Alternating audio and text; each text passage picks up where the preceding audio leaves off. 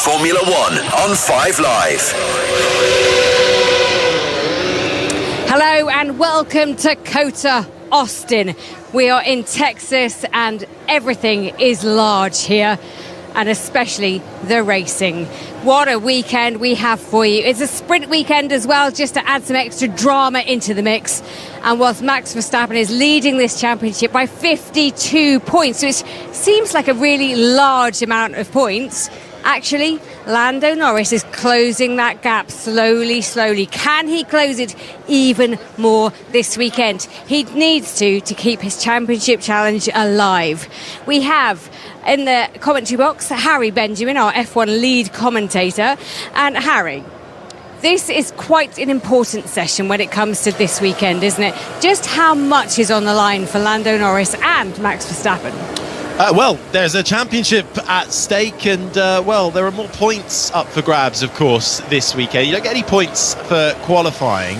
We have sprint qualifying coming up. It's the similar format to how normal qualifying will be. We'll still have 3 sessions, slightly reduced though in terms of how much time we get. It's in the first session in SQ1 it's 12 minutes, then it's 10 minutes, then it's 8 minutes. But it is going to be crucial to pick up every point possible, particularly for Lando Norris. There are 180 points on offer till the end of the year. 34 points are available this weekend. And the thing is, though, Max Verstappen can win Lando Norris, I should say, can win every single race till the end of the year. And Max Verstappen can finish second in every single race, including the sprints, and Verstappen will still take the title. So Norris has to get the absolute maximum out of every single session, and he needs to rely on his teammate and perhaps some Ferrari and Mercedes good faith to try and finish ahead of Verstappen as well.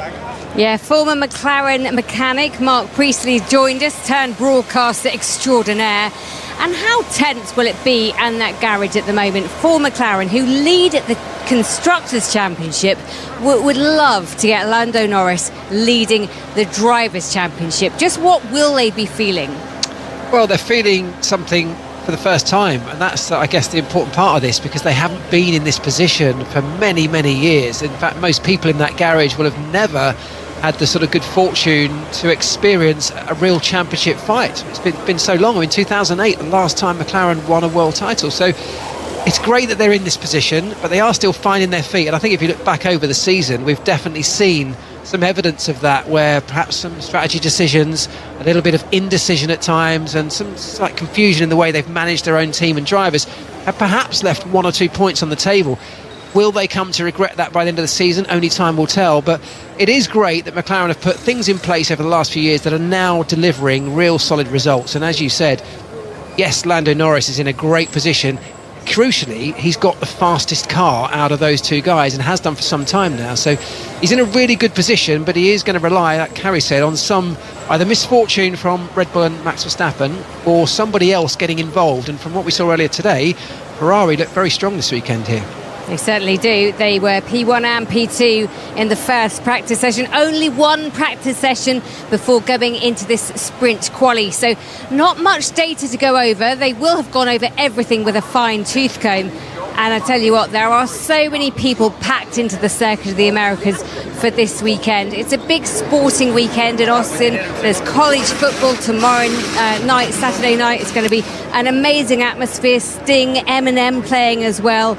And they're expecting 440,000 people to come into COTA across the weekend.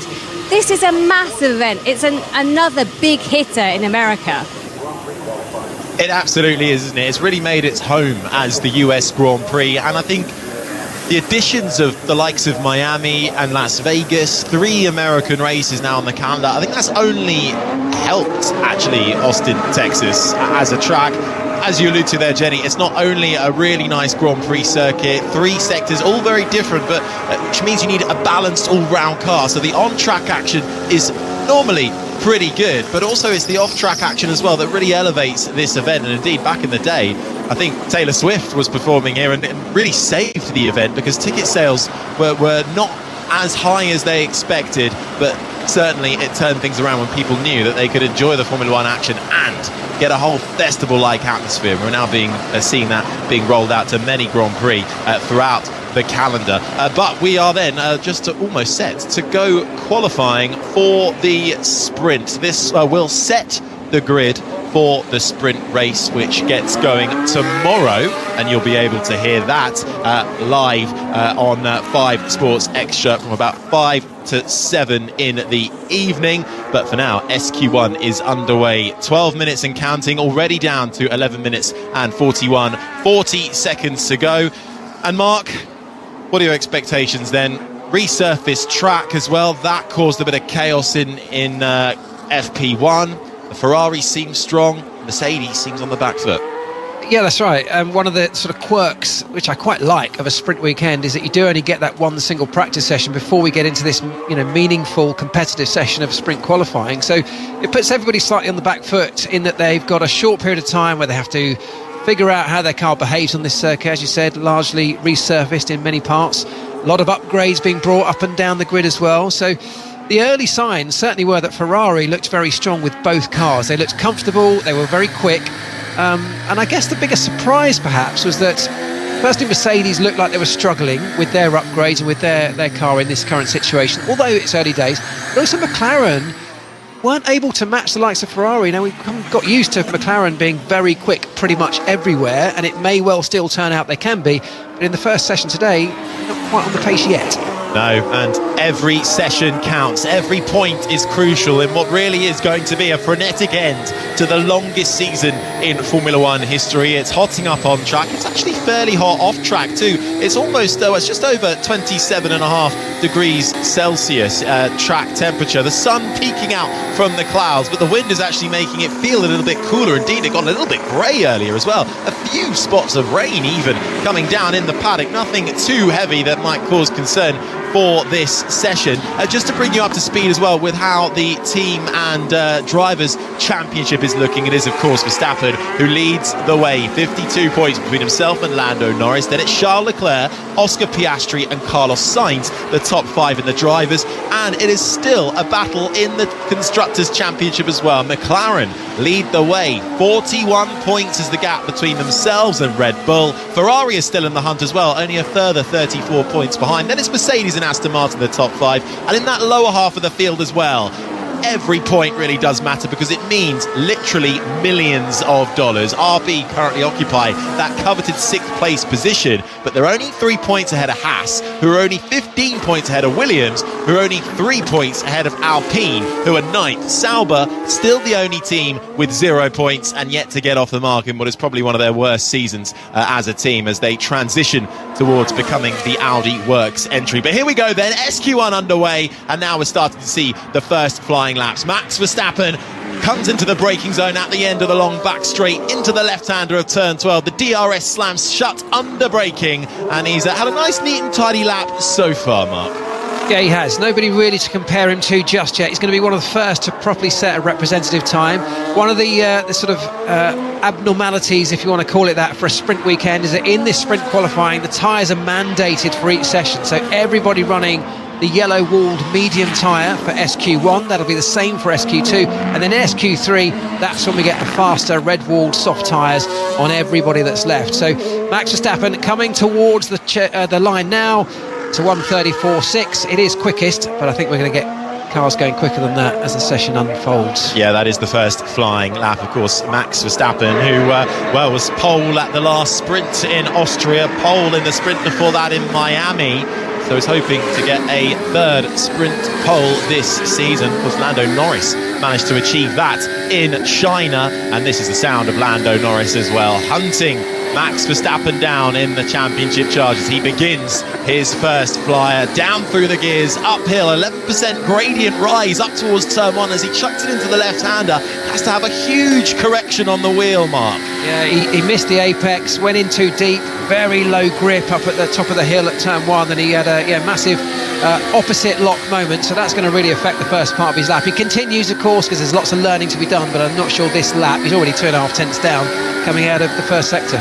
Yeah, manages to peak over the hill at turn 9. A lot of cars running out wide there. Track limits such a factor here. The track was resurfaced, so that means the abrasiveness may well have changed. That might get rid of some of the bumps that we've seen as well that have become characteristic of this COTA circuit. But there's also, to try and combat those track limit violations, fake gravel that's been introduced in several of the runoff areas. It's a trend that we're seeing across many circuits at the moment, and some of the asphalt verges have been narrowed too in the runoff areas by about 1.5 metres and replaced with some turf. That's at turn 6, 13, 14 and turn 15, which is where Lando Norris finds himself now, coming out through the left-hander, very much like that Bahrain, turns 9 and 10. It's a really sharp left-hand turn before you're almost into what is kind of inspired by that Istanbul track, never-ending turn 8 through 16, 17, 18, constantly turning the steering wheel slightly to the right before it's a quick sharp left into the penultimate corner of turn 19, then the final corner, the left-hander of turn 20, and despite that rather shaky start in turn 1, Lando Norris crosses the line and goes fastest, a 1:33.919. Yeah, he rescued that one, the middle sector and the final sector, quicker than anybody else for the McLaren. I still think we're some way off the actual eventual times, and it really shows you how slow Max Verstappen's lap that he was set early on was 7 tenths slower than Lando Norris, so a lot more to come. And this circuit, of course, don't forget, with that large amount of resurfacing, as Leclerc now goes quicker in the Ferrari, the circuit is going to start ramping up. The more and more rubber that gets laid down, particularly this qualifying session, the grip's going to start increasing and the lap times will start falling. It will still be the bottom 5 drivers eliminated. So at the moment, we're waiting for lap times from Lewis Hamilton, George Russell, Lance Stroll, who are still out there. Indeed, Hamilton is fastest of anybody in the first sector. It was really a little bit of a disaster of a free practice one for Lewis Hamilton, having a massive 360 spin through turn 4. Both Mercedes, with George Russell in the other car looking rather unsettled. Mercedes bringing a big upgrade this weekend. Have they managed to iron out some issues in between now and this SQ1 session? Perhaps so, but the time's increasing all the time. Hamilton fastest by just over half a tenth of a second, a 1:33.8 from the 7-time champion. Yeah, look at that, less than a tenth separating the top 3, and that's 3 drivers from 3 different teams in 3 different cars with just less than a tenth between them. That is staggering and really kind of representative of what great Formula 1 season we're having right now. Sergio Perez has had a lap time deleted, I should say. So the first to suffer from the track limits, that was at turn 9, so he'll have to go again. That is not something Sergio Perez needs when he is still under pressure week in, week out, and what should feel like a home race to him. Indeed, we'll get to his home race next weekend in Mexico City, but for Perez, he needs to find some more time, and quickly, with just under 4.5 minutes left. In that knockout zone at the moment is Esteban Ocon in the Alpine, ahead of Nico Hülkenberg in the Haas, the 2 Saubers of Bottas and Zhou, 18th and 19th, and then comes Sergio Perez, still without a competitive lap time on the board. Indeed, his teammate Max Verstappen is only down in 10th at the moment. He'll have to go again. Yeah, and that's exactly what he's doing right now. He's just done another prep lap. He now comes out of the final corner and across the line to start another flying lap, and this one has to work. 4 minutes left on the clock, and at the moment Max Verstappen down in P10, nearly 9 tenths off Lewis Hamilton's fastest time of the session so far. So work to do for Verstappen. I'm pretty sure he's got it in him. It was a bit of a scrappy first one. He's got to make this one count though. Little bit of traffic for Max Verstappen as he comes through turns 4. I think it was the McLaren of Lando Norris, indeed the Williams of Franco Colapinto, actually, that he just manages to find a way through. Finding time in that first sector, not as quick as Hamilton's sector 1 time, and it really is 3 distinct sectors. That first sector made up of high-speed corners where you need a lot of high downforce. Then, before you know it, you're braking into the left-hander of turn 11, then you're up through the gears as Verstappen goes now down that long straight, low drag, low downforce, crucial to try and get to the end as quick as possible before you slam onto the brakes. The DRS rear wing slams shut under braking into the left-handers. The sun glints off the Red Bull. Verstappen looking into his right-hand mirror as he turns through the right-hander before he approaches that tricky, almost double apex left-hander, 15 and 16. Personal best in sector 2 as well. Not going purple though. No, but it's a nice tidy lap, and it should see him jump right up the order from P10 where he currently sits, well inside that top 10 that should see him safely through, which is of course all he needs to do at this point. comes through then the final couple of corners, is running down to the final turn 20. Through he goes, nice and tidy, keeps it within track limits, opens the DRS, and that lap puts him up into P3, which is safely less than a tenth behind Lewis Hamilton. That should safely see him through to SQ2. Indeed, less than a tenth covering the top four. It's Hamilton, Leclerc, Verstappen, Norris, the top four. Sainz, Russell, Magnussen is seventh ahead of the two Aston Martins, Alonso and Stroll. And it's Tsunoda who rounds out the top 10. Sergio Perez had a lap time deleted. He's down in 20th and last. He comes across the line now. It's enough for 7th place for the Mexican driver. That puts Tsunoda outside the top 10 into 11th, ahead of his new teammate for the rest of the year, Liam Lawson, in his first competitive action since last season. We saw him at 5 Grand Prix last year, replacing Daniel Ricciardo after his broken wrist. We've now lost Daniel Ricciardo as a driver in Formula 1. Lawson currently, though, very close to Tsunoda in terms of times. Gasly, Piastri and Albon, the driver, at risk. I tell you what, though, his teammate Franco Colapinto is in that elimination zone, down in 16th. They've actually set an identical lap time last time around, have Albon and Colapinto, but Albon set it first, so he's 15th. Colapinto is 16th, and he's having another go, Colapinto, but it's been a bit scrappy so far, Mark. Yeah, he just had a big moment there, which would have definitely cost him time. A huge amount of oversteer as he came out of the corner, tried to get the power down, so that's going to be tricky. Piastri's the one to watch. He's on a lap that is going quicker, but at the moment he's right on the cusp, down in P14. Definitely not safe.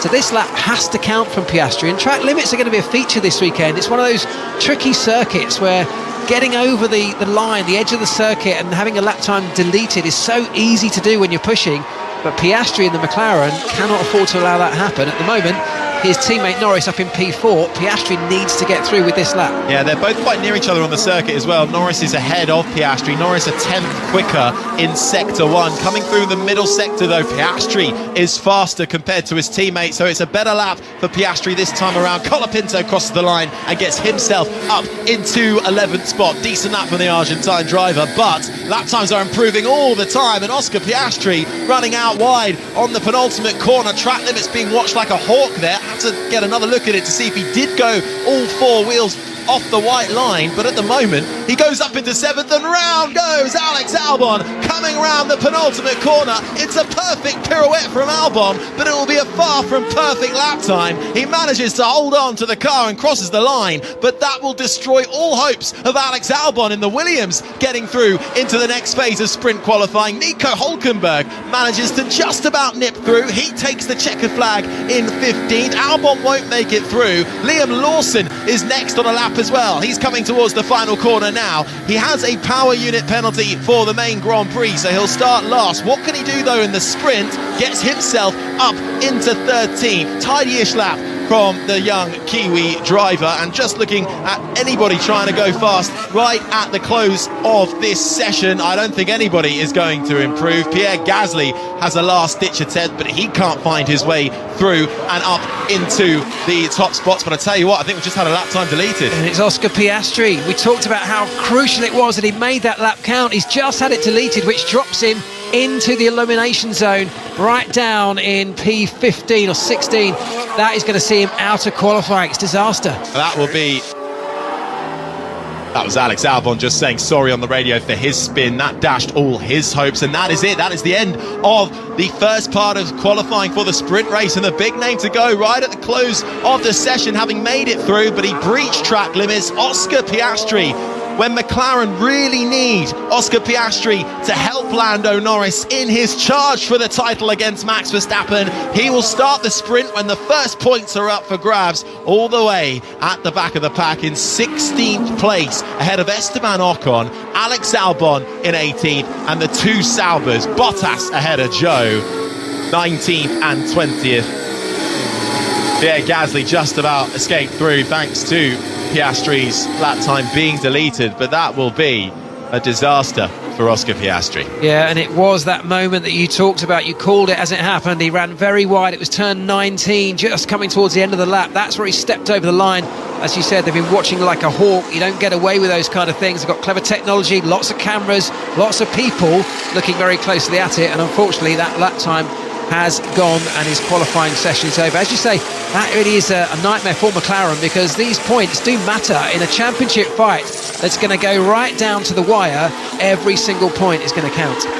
Leclerc ended up fastest at the end of that session from Hamilton and Verstappen, as this is the sound of Oscar Piastri losing his lap time, approaches that fast left-hander of turn 19, and you can just hear him go over the rumble strips on the exits, and that was what cost Oscar Piastri a chance to make his way through into the second part of qualifying for the sprint. It'll be his worst start to any race this season.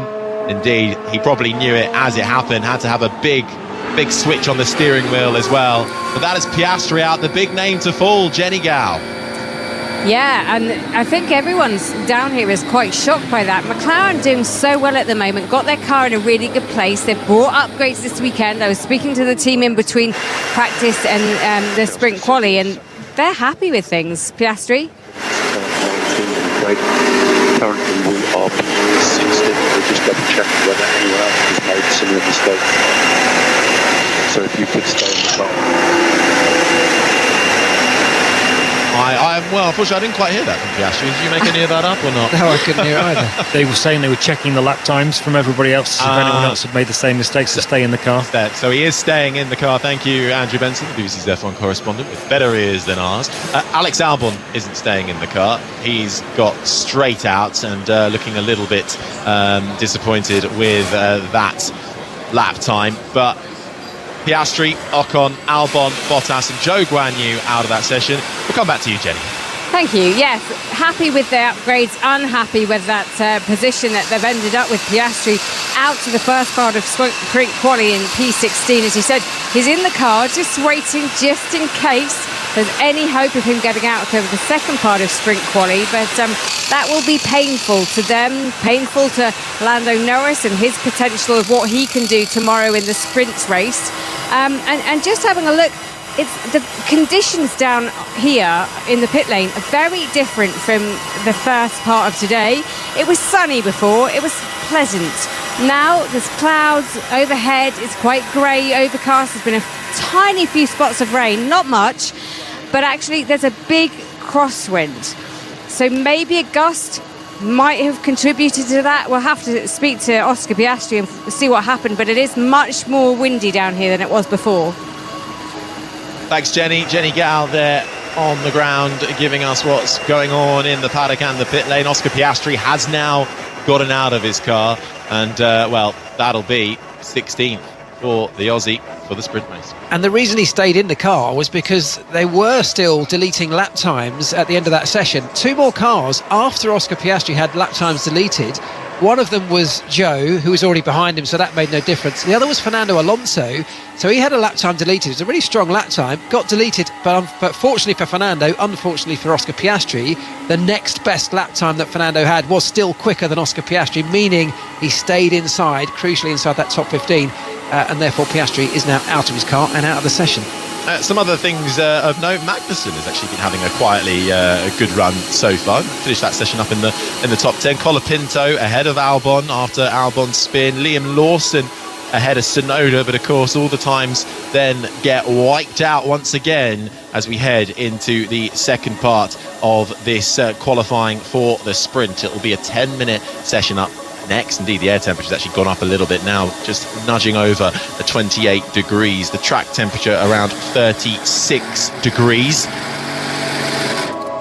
And this is, I mean, less points are up for grabs, aren't they, for the sprint? It's 8 points for the win, all the way down to 1 point for 8th place. So only the top 8 get points. Nothing's awarded for the qualifying. So if Piastri was going to have a bad quali anywhere, I suppose this is the one to have it. But it does feel like Norris has got one arm tied behind his back already.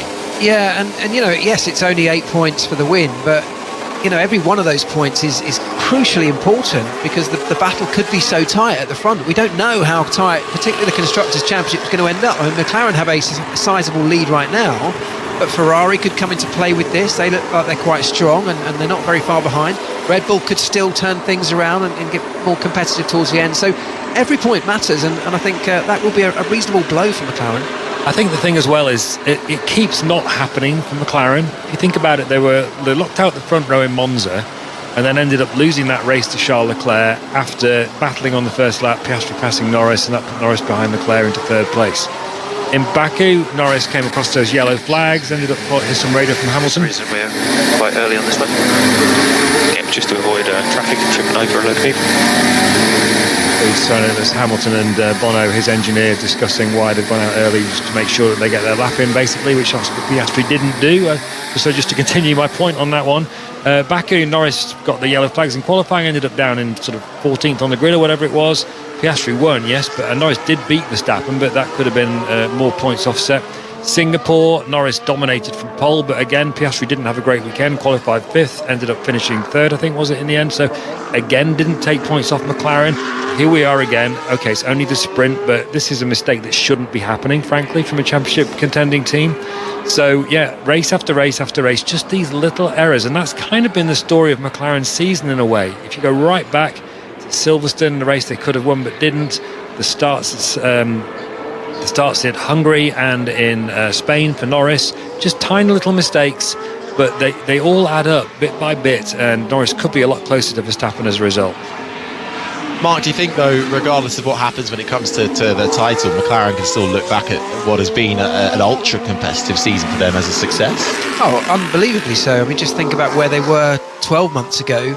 It's a dramatic improvement, and, you know, I came to the conclusion many years ago, you have to start judging success in Formula One, not just by a championship win or even a race win, but by making continuous improvements. If you're constantly moving forward, that's a success.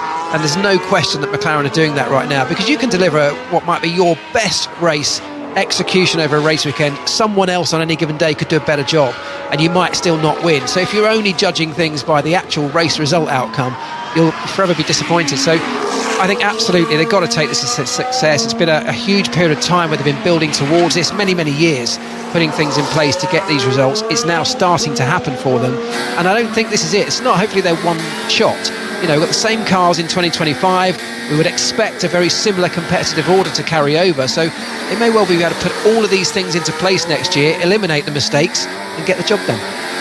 Well, into the second part of qualifying for the sprint. SQ2 underway with 7 minutes and 20 seconds left on the clock. The sound you're hearing is George Russell as sparks fly from the underside of his Mercedes as he weaves his way through the quick left-hander of 3, then 4, 5 and 6, almost like maggots at Beckett's in at the Silverstone track. Fastest of anybody, but then quickly snatched away from him.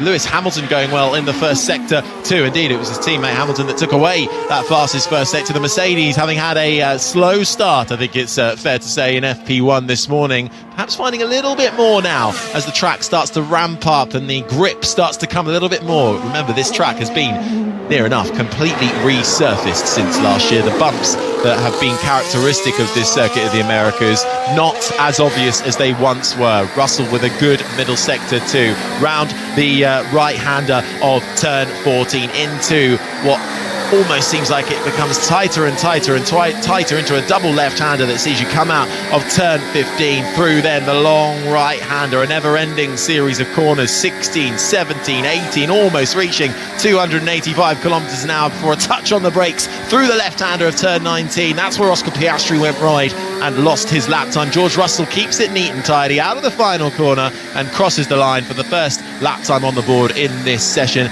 It's a 1:33.544. Yeah, decent lap time from George Russell. That's good. Hamilton has just surpassed it now. In fact, just gone quicker. So at the moment, two Mercedes at the top of the timesheets. Say before, I think we'll expect those times to tumble and others to start putting a competitive or a representative time on the board in the coming moments. Everybody on that medium tyre again.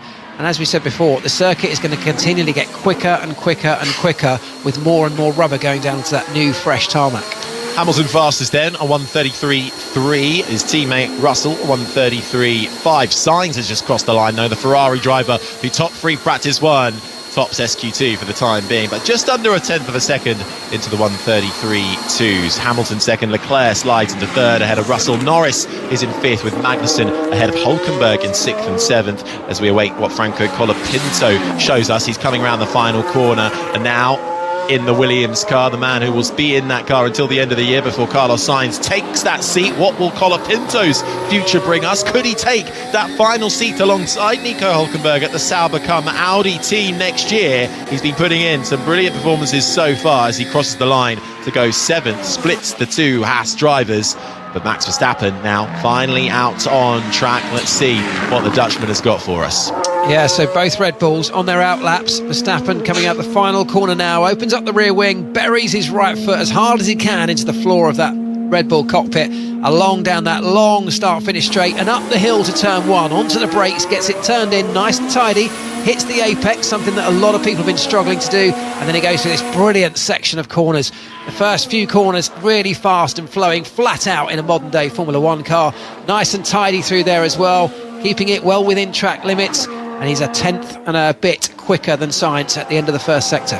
4 minutes to go. The slowest 5 drivers will be eliminated before we get into the final part of sprint qualifying. Still waiting lap times from the majority. Max Verstappen and Sergio Perez, the 2 Red Bull drivers out there. Indeed, not out in the pits yet. The 2 Aston Martins, the 2 RBs as well. Pierre Gasly emerges in the Alpine, the sole remaining Alpine. We lost Esteban Ocon in that first session. Verstappen down that long back straight, getting up to almost 328 kilometres an hour before he has to hit the brakes into turn 12, and then in the really tight, almost twisty final sector, lots of low speed corners to have to contend with as he finds his way through the left-hander of turn 15, finding it's been an okay lap. It's not setting the world alight, but it's neat and tidy, and crucially it's putting himself in the hunt. Yeah, it is neat and tidy. We'll get a lap time in a moment. I think it's going to be right up there or thereabouts as one of the fastest we've seen so far, maybe even quickest. Comes through the final corner, a little bit twitchy on the steering wheel.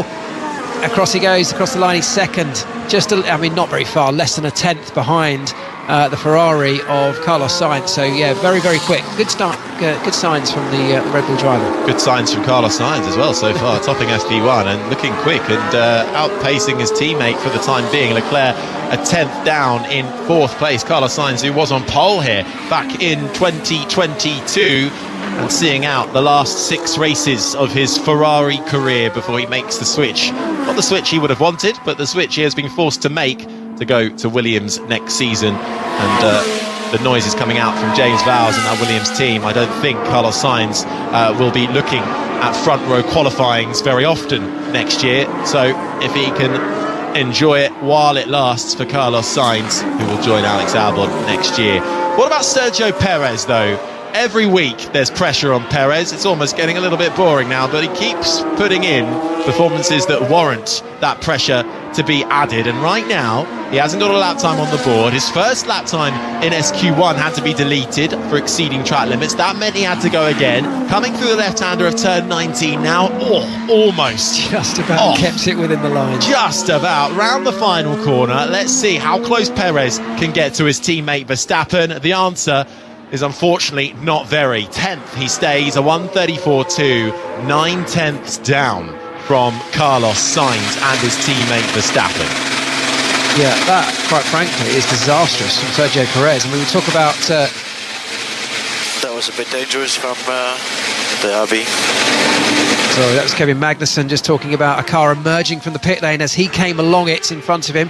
Just wants that one looked at. But yeah, I think Sergio Perez, we talked about Oscar Piastri kind of letting down his team at McLaren, where they need both drivers in this fight to help each other in the bigger picture of the championship.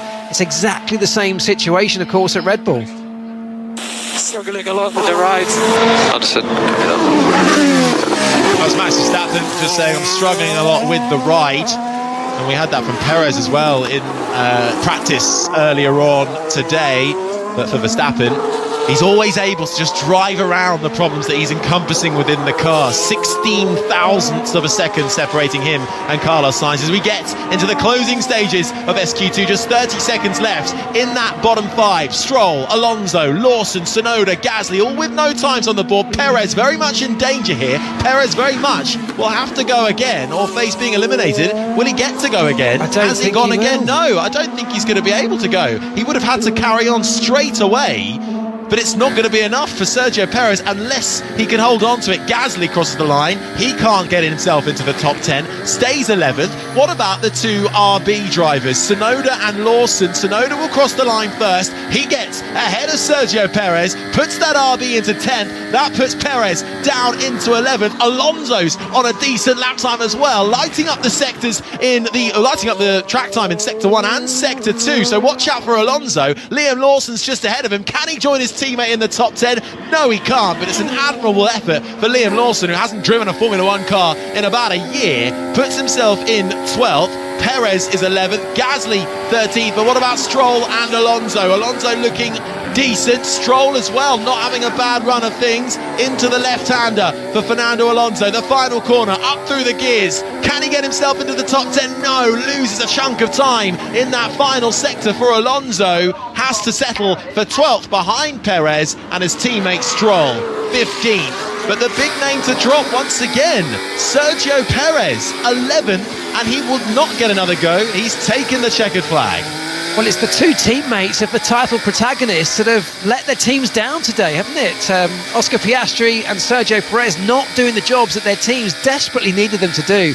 Alonso was on a really stonking lap. It was really fast until that very final sector. He may even have stepped out across the lines delineating the edge of the circuit and have a track limits breach, we'll see, but he doesn't make it through. Couple of lap times being deleted at the very close of that. Magnussen has had a lap time deleted. Alonso and Stroll too. Has that changed how things have unfolded? Yes, it has. Alonso drops down behind his teammate into 15th. Does that affect Kevin Magnussen's time? Because I tell you what, Magnussen he's having a great run so far. He's up in 7th, ahead of Franco Colapinto, ahead of Tsunoda. And for the two Aston Martins, well, it's a reverse. And Alonso, we're just seeing how he broke track limits, and it was clean cut round the penultimate corner of turn 19. So he goes down to 15th. At the end of that session, then, it was Sainz, Verstappen, Hamilton, Leclerc, Russell, the top 5. Norris is 6th. Excellent result for Kevin Magnussen, Franco Colapinto, Nico Hülkenberg, and Yuki Tsunoda, all getting up inside the top 10. And that means Sergio Perez in the other Red Bull will start outside in 11th, ahead of the man that could replace him at Red Bull next season, Liam Lawson. Pierre Gasly is 13th. Okay, Liam, that won't be enough. That was very scrappy, sorry. Liam Lawson there being told it was not enough, and a scrappy session in Liam Lawson's own words, but I wouldn't call that a bad effort from Lawson. 12th for 134.2, only a couple of tenths down on his teammate Tsunoda, ahead of Gasly, Stroll and Alonso, who had lap times deleted. And for Liam Lawson, I mean, he has been testing Formula 1 cars. Recently just did a Pirelli test with Red Bull and RB, but he hasn't been in a competitive session in a Formula 1 car in around about a year. So there is suddenly a whole load of protocols to get up to speed with again. Yeah, of course there is. Yeah, absolutely. It's a big weekend for him, and of course he comes in as a big story as this part of the championship, not only because of him coming in, but of course Daniel Ricciardo leaving. So there's a lot of pressure, a lot of eyeballs on his debut, second debut weekend. But I think the biggest story, this idea of Sergio Perez there falling out. He's in between the two RBs. I mean, that's a Red Bull racing car that cannot beat the sister team's RB car. That is just simply not good enough. He's also ahead of a former Red Bull driver who had to leave because he couldn't beat Verstappen, Pierre Gasly, 12th. Gasly out-qualifying his Alpine teammate. But impressive results, Jenny, for the likes of Magnussen, Colapinto, up in 7th and 8th. They've still got a job to do in the final part of Sprint Quali. But for those teams fighting in the bottom 5 of the Constructors' Championship, those are mega results. Do you know what? They've just deleted Lawson's track time as well. So I'm down here with my little notepad trying to keep up with the situation after Q2, and it's like I've changed it 3 times now. I've had to change it. Get so Lawson is now if I only had Tipex with me, it's just lines through the page, but Lawson now 15th, then 14th for Alonso, 13th for Stroll, Gasly in 12th and Perez in 11th. I've just been chatting to the McLaren guys as well, just talking about Piastri going out and that exit that was too early for the team and probably for Piastri as well. They're saying it was just a case of track limits today. The car is still in the fight, but it's not as much as the previous races, so they're not experiencing that massive advantage that they seemed to have last time out. Thanks, Jenny. Yeah, well, we're just keeping an eye on that race control screen as well to see if anybody else gets anything deleted. Turn 5 incident involving Colapinto and Gasly has been noted for impeding. We'll see if anything comes of that. BBC F1 correspondent Andrew Benson. No, it's interesting what Jenny was just saying there about McLaren's view of their car, because it is what it looks like. It doesn't look all day. It hasn't looked that competitive than McLaren. Looks like the times aren't coming, and it looks to be honest with you, it looks like the slowest of the top 4 cars at the moment, which is quite a turnaround. And they've got some upgrades on the car. Yeah, I was wearing my crash. Yeah, I saw. It was Colapinto on the radio. This is that incident I just mentioned, being noted for impeding. Gasly coming into turn 4, Colapinto on a quick lap, and Gasly didn't see him and did try and move over, but it was too late. Gasly did put his hand up in the air to apologise, but did that affect Colapinto in a negative way? Well, he made it through into the final part of sprint qualifying. Pierre Gasly didn't, so I don't think too much will come of that. Perhaps a slap on the wrist for Pierre Gasly and the Alpine team. But just to reiterate who is out of that session then, because we've lost Sergio Perez in 11th ahead of Gasly, the 2 Aston Martins of Stroll and Alonso, and Liam Lawson. Those last 3 drivers all getting their lap times deleted for exceeding track limits. So yeah, just as I was just saying, McLaren upgrades on their car, but so have Red Bull this weekend, so have Mercedes this weekend. Also worth pointing out though that the sprint rules have changed this year. So before this year, once you'd started the whole sprint session, qualifying, then sprint, then qualifying, race, whatever order it was all held in over the various years. But after practice, you were locked in on your car setup. That's not the case anymore this year. So even if McLaren are struggling a little bit now, they are locked into this setup for the sprint race tomorrow morning, or tomorrow early afternoon, I should say, in America anyway, later afternoon in England, for all our British main audience in the UK. But they can change the car again after the sprint for Grand Prix qualifying. So all is not lost for McLaren on that front. Well, it's teeing us up nicely for a final sprint qualifying session. Indeed, is it fair to say, good turnaround from Mercedes from FP1 so far? So far, yeah, absolutely. I mean, sometimes it takes a bit of time, particularly when you've got a bunch of new parts on a car, new upgrades. They don't always, in fact, they rarely just work exactly as you want them to straight out the box. There's normally a little bit of tweaking, a little bit of setup, and with only one practice session, that's quite difficult to do. So they'll have spent the break between practice and this sprint qualifying trying to analyse the data, trying to make some changes.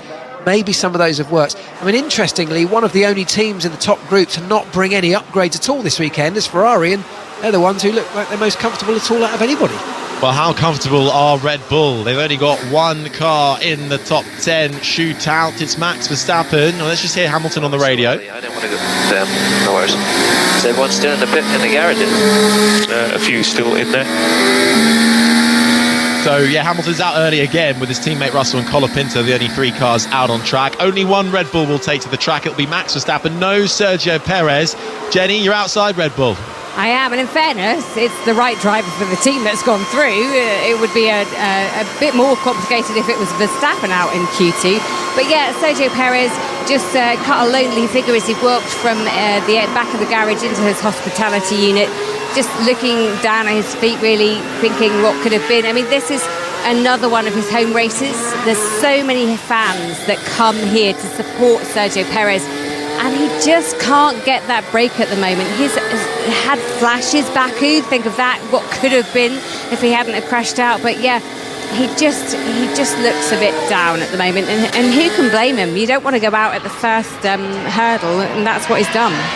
Well, it's also almost a second home race for Sergio Perez. We'll go to his actual home race next weekend in Mexico, but we're not far from the border here. And Perez, P11 then, fails to reach SQ3 for the first time this season. It was P11 in Singapore as well, failed to reach Q3 around the Marina Bay circuit. So after that 3-week break we've had, unfortunately, the fog hasn't cleared for Perez's efforts at the moment. Let's see if he can turn it around come the sprint race, and indeed when the big points are handed out for the Grand Prix on Sunday. But here we go then, already less than 5.5 minutes remaining as we set the sprint race grid and the top 10, and who will start from the front row. George Russell absolutely flying through 4, 5 and 6, dancing his Mercedes through the fast speed corners. Now onto the back straight.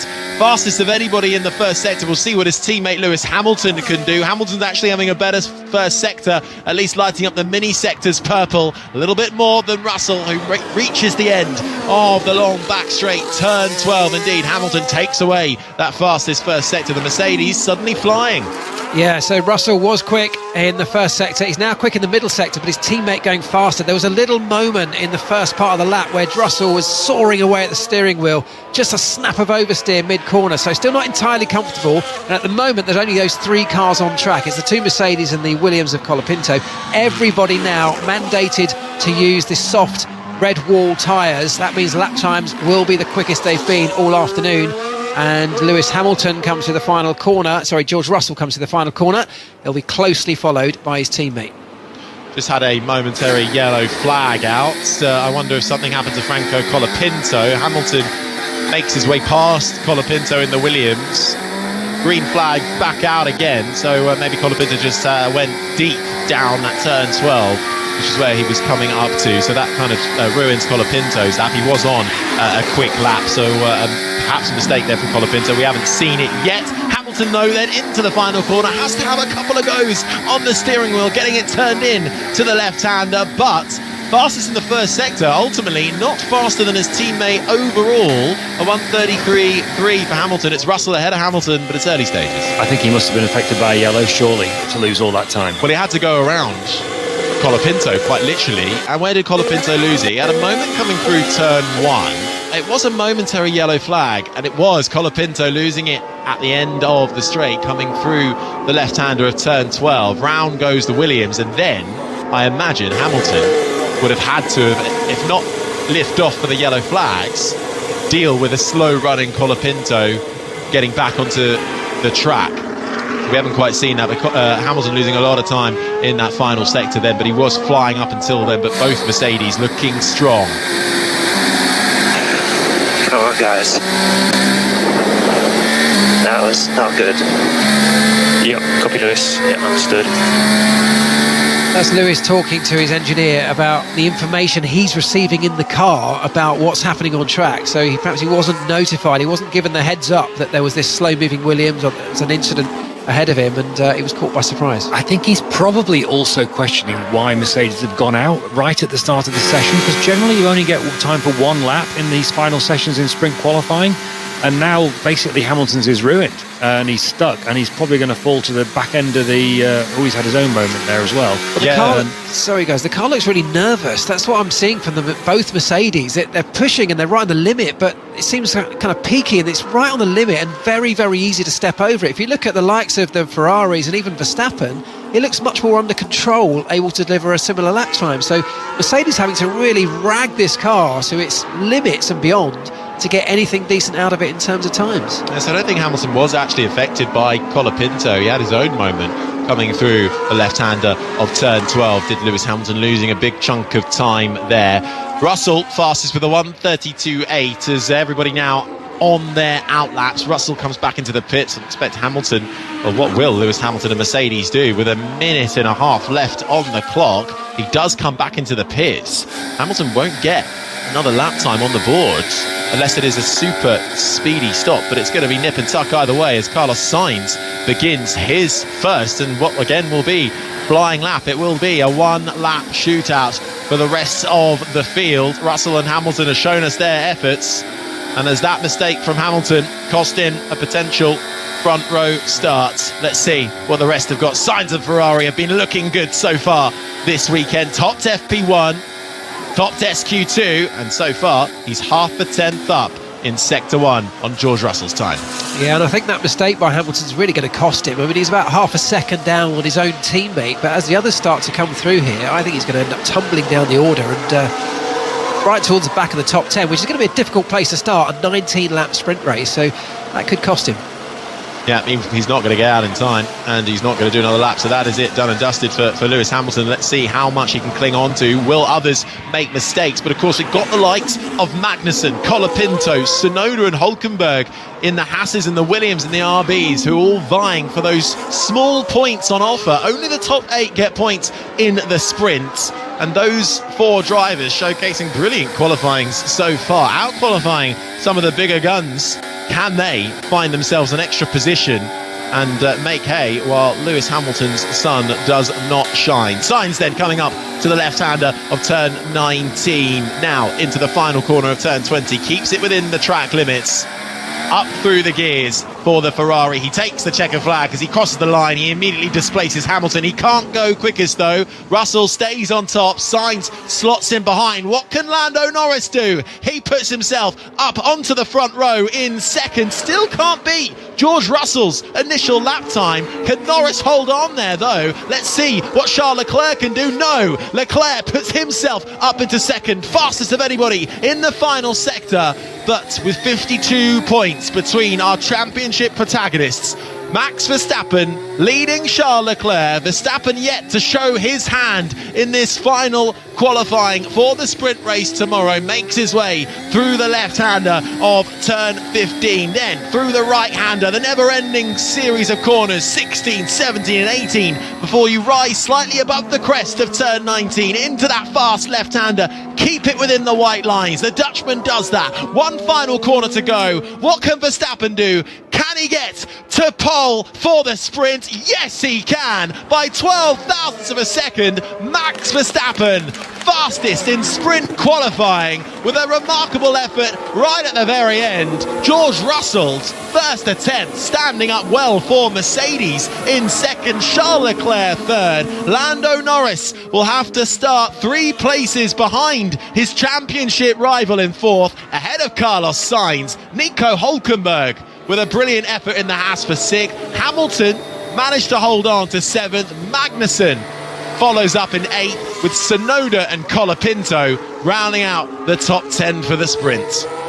What a fascinating turn of events that was. Max Verstappen, who'd have thought that? The quickest of anybody. Here he is. Great job, Max.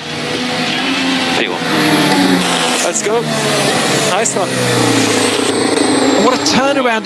Good start to the weekend. Well done. Well, he finished there. Still going. Yeah, that's for sure. Happy with that. Thank you, guys. It's a quick return after a little break. Well done. Right, now he's done. What a great turnaround. I mean, that is, this, don't forget, it's the first time we see all of everyone's cars laid out on the table. This is a genuine qualifying session. The car with low fuel loads, with the fastest soft tyres on, giving it everything they've got. And the fastest lap time of anybody was a Red Bull in the hands of Max Verstappen. The championship's fastest car that we've seen over the last few races, Lando Norris in the McLaren, only good enough for 4th. Well, it's pole for Max Verstappen in the F1 sprint, and we will have our sprint race tomorrow evening on 5 Sports Extra. You can hear that from 5 to 7 in the evening. Can Max Verstappen try and manage that gap to Lando Norris? There'll be 8 points on offer to win the sprint race. The top 8 receive points. A good effort from George Russell, who will start alongside on the front row, with the Ferrari of Charles Leclerc behind. Lando Norris 4th. Carlos Sainz will start in 5th for the sprint. And a good effort from Nico Hulkenberg, despite that mistake from Lewis Hamilton, seeing him lose so much time on his really one and only lap. He did tumble down the order, but he did manage to cling on to 7th fastest, as we're just hearing a moment for Charles Leclerc coming through the high-speed section of 4, 5 and 6, almost losing the rear end of that Ferrari, holding on to it. That was close, Mark. It was potentially a massive moment, that, because it's one of the fastest, most demanding parts of the circuit where you're hanging on for dear life. And, he stepped out. He managed to hang on to it, luckily, keep it under control, but that could have been big. Franco Colapinto becomes the first Williams driver to reach SQ3 this season. Continuing to impress is the Argentine driver. Kevin Magnussen gets his first SQ3 appearance of the year and has still out-qualified by his teammate Nico Hulkenberg, though, and Tsunoda also getting his first appearance in the final part of sprint qualifying this season. But it's Verstappen who has taken 8 sprint poles in his career. Norris has 2. No other driver has more than 1, with Hamilton, Bottas, Magnussen, Leclerc and Piastri making up the rest of the numbers, as Max Verstappen parks up his car, already out, helmet off, takes off the hands device, peels off his balaclava. A little bit of sweat from the brow of Max Verstappen. Had to work for that one. Well, he had to work for it, but if you look at the way that he was able to deliver that lap time, it looked smooth, it looked relatively under control. He's pushing to the limit, of course, but it was under control. If you look at George Russell, as you said, 12 1,000ths of a second slower, he was on the ragged edge, hanging on to it all the way through. So delivering almost identical lap times, but doing it in very different ways. Certainly is, and we'll hear from Max Verstappen shortly about what he had to say about that run there. Indeed, picking up the microphone now, so we'll hear from the Dutchman shortly. He'll be speaking with former IndyCar driver James Hinchcliffe.